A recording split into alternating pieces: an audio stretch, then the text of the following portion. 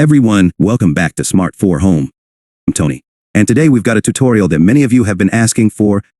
We're going to show you how to use Crunchyroll on your Samsung Smart TV. If you're an anime enthusiast like me, you'll love having Crunchyroll right on the big screen. So, without further ado, let's dive in. Alright folks, first things first, make sure your Samsung Smart TV is connected to the internet. This is crucial for streaming all your favorite anime shows and movies on Crunchyroll. Step 1. Accessing Smart Hub. To get started, grab your remote and press the Home button. This will take you to the Smart Hub. Once you're in the Smart Hub, scroll to the App section. Step 2. Searching for Crunchyroll. Now, let's find Crunchyroll. You can either scroll through the list or use the search function for a quicker find. Once you locate Crunchyroll, select it and press Install. The app will download and install on your Samsung Smart TV. Step 3. Logging in. With the app installed, open it up and log in with your Crunchyroll account. If you don't have an account, you can easily sign up for one on their website. Step 4. Browsing and watching.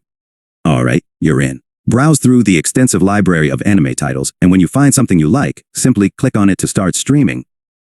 Conclusion. And there you have it, folks. Now you can enjoy all your favorite anime on Crunchyroll, right from the comfort of your Samsung Smart TV. If you found this tutorial helpful, don't forget to give us a thumbs up, subscribe to Smart 4 Home for more tech tips, and hit that notification bell so you never miss an update. Thanks for watching. And until next time, happy streaming.